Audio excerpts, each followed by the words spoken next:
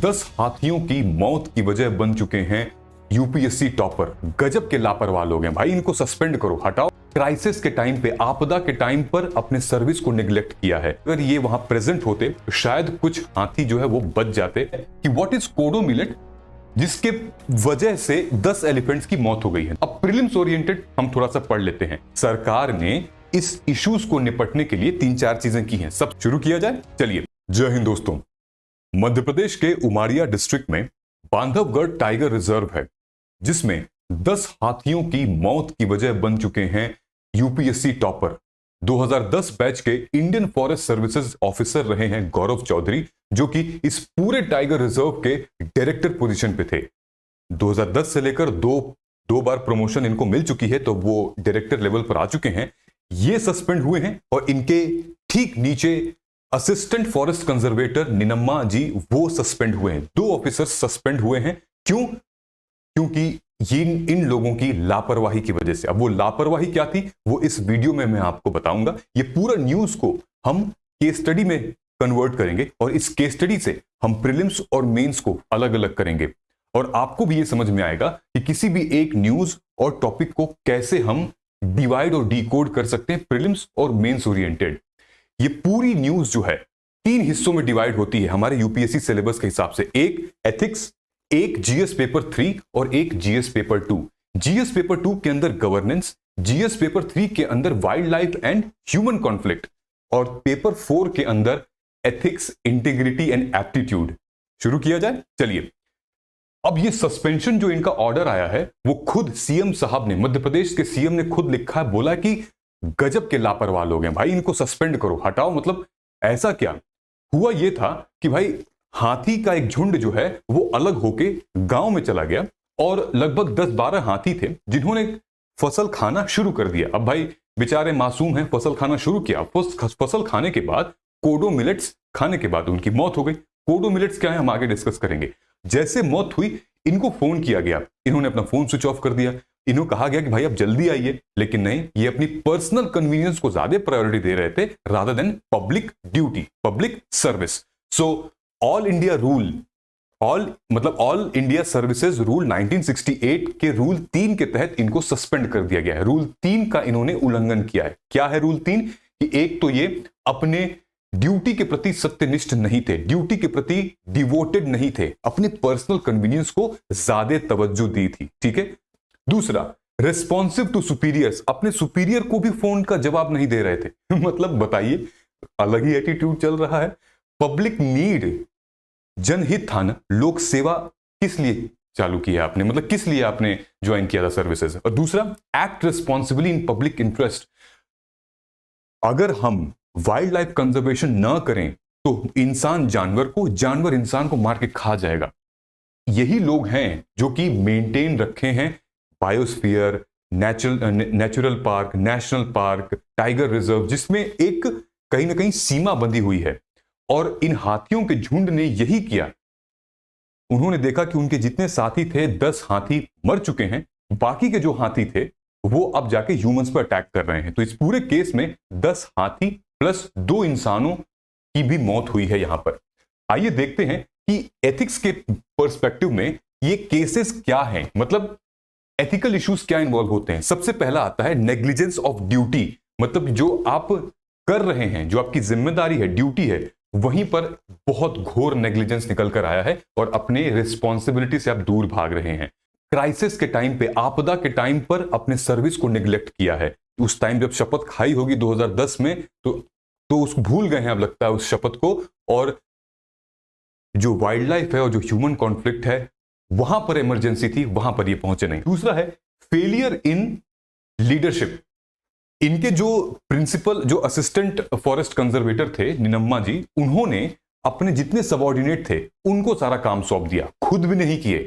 ठीक है।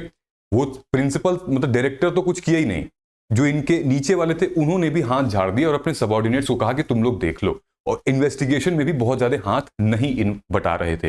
ये क्या है? ये फेल्ड लीडरशिप है। अगर ये आईएफएस गौरव चौधरी ने अगर ऐसा किया है तो आई एम श्योर इससे पहले भी ऐसा कोई किया होगा। छुट्टी पे चले जाना, बिल्कुल केयरलेसनेस एटीट्यूड, जिसकी वजह से ह्यूमन और एनिमल के ये जो कॉन्फ्लिक्ट है और ये जो डिवाइड है वो काफी ज्यादा उत्पन्न होता होगा, ठीक है। सो इनको एक बहुत बड़ी सबक मिली है। तो एक लीडरशिप और एक एटीट्यूड हमारे सर्विस के तहत, लोक सेवा के तहत है, वो नहीं है। दोस्तों इस पूरे प्रकरण में एक इंपॉर्टेंट चीज यहां पर ये नजर आई कि जो हमारा ह्यूमन वाइल्ड लाइफ का जो कॉन्फ्लिक्ट है ना, वो नजर आया। मतलब आपकी वजह से हाथियों की मौत हुई और कुछ हाथी ने फिर ह्यूमंस को जाके मार दिया, जिसकी वजह से हम इनके एब्सेंस में ये सब कुछ हुआ। सोच के देखिए, अगर ये वहां प्रेजेंट होते तो शायद कुछ हाथी जो है वो बच जाते, वो मौत उनकी नहीं होती। लेकिन कॉज क्या थी, सबसे बड़ा रीजन क्या था, किस वजह से बांधवगढ़ टाइगर रिजर्व में इनकी मृत्यु हुई? और दूसरी चीज ये, जो इनके प्रिंसिपल चीफ कंजर्वेटर हैं, जो इन लोगों के बॉस हैं, ठीक है, उनका क्या कहना है? उनका कहना है कि कोई माइकोटॉक्सिन एसोसिएटेड था कोडो मिलेट्स में, जिसकी वजह से इन हाथियों की मौत हो गई। तो डिटेल में जानते हैं क्या होता है, लेकिन उससे पहले हमें यूपीएससी प्रीलिम्स और मेंस के लिए अपने टेस्ट ओरिएंटेड बहुत सीरियस होना पड़ेगा। हमारे पास 4 से 5 महीने अब बचे हुए हैं। यही महीने तय करेंगे कि कैसे हम अपनी प्रीलिम्स 2025 की तैयारी कर रहे हैं। दोस्तों इस पूरे एग्जाम में प्री और मेंस ओरिएंटेड अलग अलग पढ़ना बड़ा मुश्किल होता है, लेकिन टेस्ट के थ्रू हमें रीअलाइन होना पड़ता है। और अगर आप टेस्ट नहीं दे रहे हैं तो फिर एक बहुत बड़ा ब्लंडर कर रहे हैं आप। मैं आपको टेक्स्ट बुक की ये टेस्ट सीरीज यानी कि एलीट पास रेकमेंड कर रहा हूं। आप जाइए और इसको जरूर एनरोल करिए, इस पास को लीजिए। इस पास में करंट अफेयर्स से रिलेटेड, मेंस टेस्ट सीरीज से रिलेटेड, एनसीईआरटी से रिलेटेड, पीवाईक्यू से रिलेटेड 300 से भी ज्यादा टेस्ट अवेलेबल हैं। हर एक सेगमेंट में जहां आपको प्रॉब्लम मिलती थी वो उसका सोल्यूशन इन्होंने लेकर आया है। ये पीवाईक्यूज को कभी कवर करते हैं, एनसीईआरटी को भी करते हैं, डेली करंट अफेयर्स यानी कि न्यूज के थ्रू ये क्वेश्चंस आपको देते हैं, और टेस्ट सीरीज भी है। नीचे कमेंट सेक्शन में लिंक है, वहां जाइए और मेरा नाम लिख दीजिएगा, सिद्धार्थ। सिद्धार्थ आप नाम लिखेंगे तो 10% का आपको और एडिशनल डिस्काउंट मिलेगा। जब आप इनकी वेबसाइट पर जाएंगे या ऐप पर जाएंगे तो आपको यहां साफ साफ दिखेगा कि जो जो हमने बताया है और जो टेक्स्ट बुक आपको एलीट पास में दे रहा है वो बिल्कुल सेम है।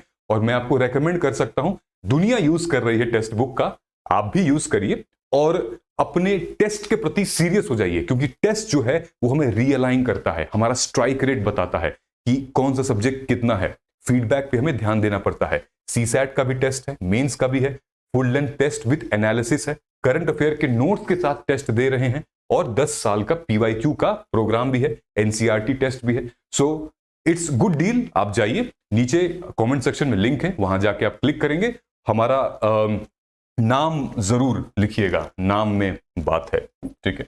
चलिए अब आगे जिक्र यह है कि व्हाट इज कोडो मिलेट, जिसके वजह से 10 एलिफेंट्स की मौत हो गई है। दोस्तों हमारे भारत में 5 तरीके के मिलेट्स होते हैं, जैसे वो ज्वार हो गया, रागी हो गया, वैसे कोडो भी एक मिलेट है, ठीक है। ये एक ऐसा मिलेट है जो सूखा भी पड़ जाए ना तो भी ये रेजिस्ट कर लेता है।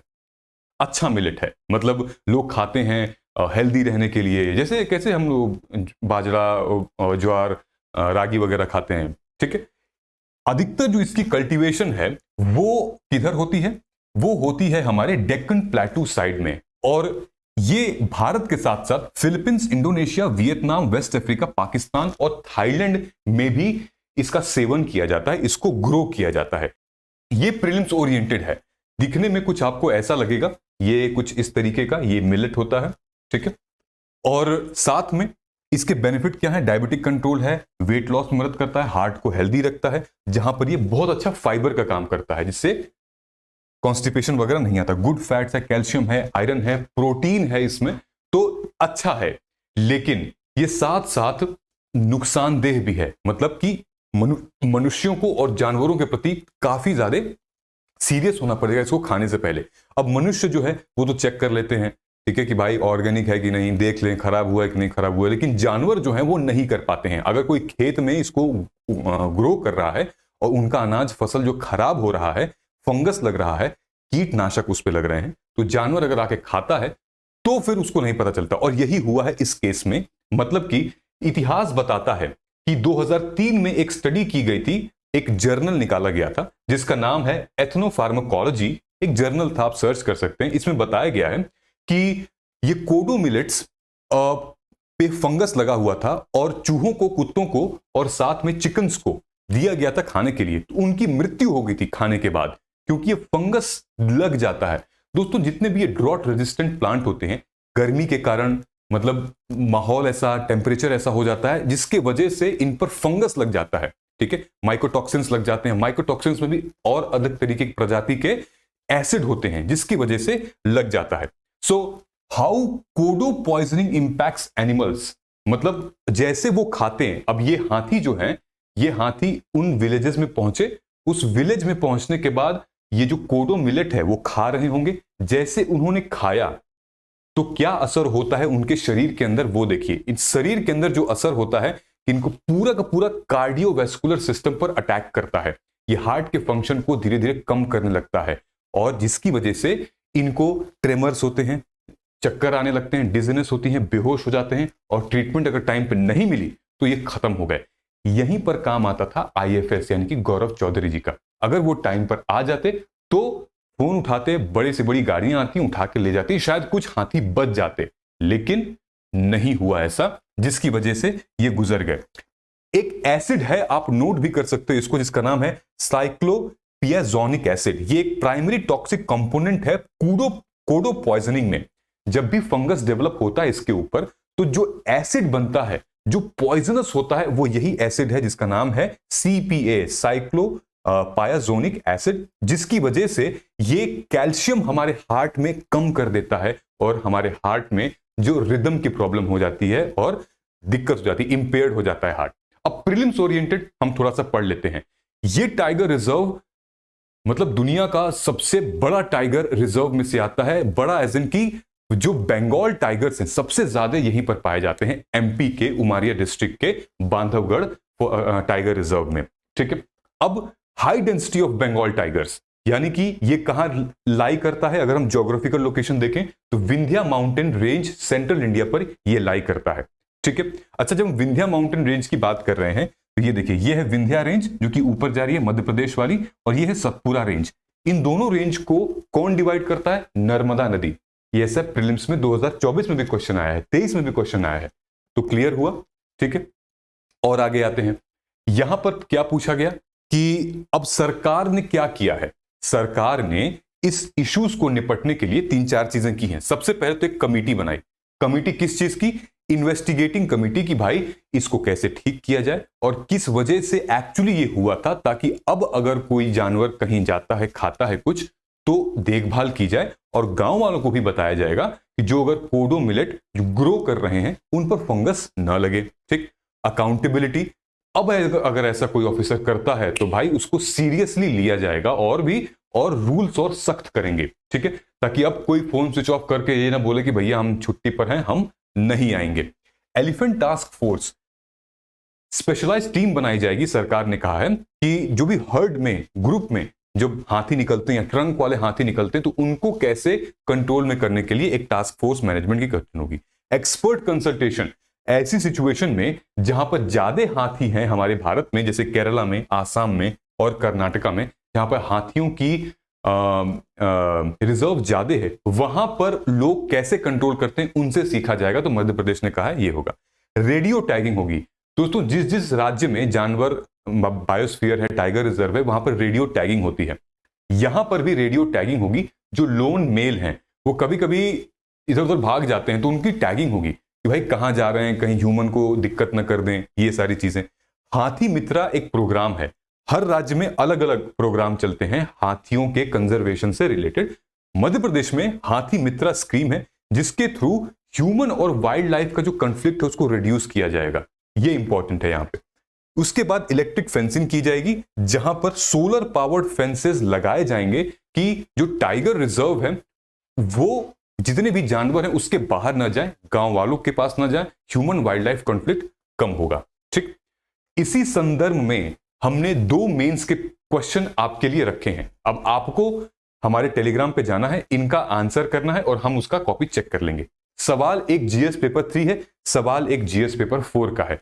ये जो बांधवगढ़ जगह है ना, ये बांधवगढ़ बांधव फोर्ट से लिया गया था। बांधव का मतलब होता है ब्रदर, यानी कि प्रभु श्री राम ने ये बांधव फोर्ट, बांधव पहाड़ ये तोहफे में दिया था लक्ष्मण जी को, अपने छोटे भाई को, और कहा था कि लंका पर नजर रखना तुम। और तभी से ये धीरे धीरे कल्चर में इंग्रेन होते गया और आया ये बांधवगढ़ टाइगर रिजर्व। 1968 में ये टाइगर रिजर्व के रूप में आ चुका था और ये होती है इसकी पूरी की पूरी कहानी। इसी तरीके से यही सारी चीजें होती हैं जो हम करंट अफेयर्स के अपने सेशंस में कराते हैं, जो कि करंट तो होता ही है लेकिन स्टैटिक से उसको लिंक करके डिवाइड करके प्रीलिम्स क्या है, मेंस क्या है, और प्रीलिम्स का क्वेश्चन अलग, मेंस का क्वेश्चन अलग, ये आपको हम देते हैं। देखिए इससे प्रिपरेशन जो है वो काफी सॉर्टेड हो जाती है। तो आप जुड़िए हमारे करंट अफेयर के इस प्रोग्राम से, जो कि 1 साल का प्रोग्राम है, जहां पर आपको टेस्ट पेपर यानी कि टेस्ट तो मिलेंगे ही, news magazine, important topic, monthly test होंगे और आंसर राइटिंग होगी, इंटरलिंक कराया जाएगा, डाउट सेशंस होंगे। मतलब मैं हूं तो चिंता मत करिए आप लोग, ठीक है। बाकी सब देख लिया जाएगा। आप ज्वाइन करिए इस बैच को, नीचे कमेंट सेक्शन में लिंक दिया हुआ है। हम लोग मिलते हैं अपने अगले वीडियो में, तब तक नमस्कार, जय हिंद, जय भारत।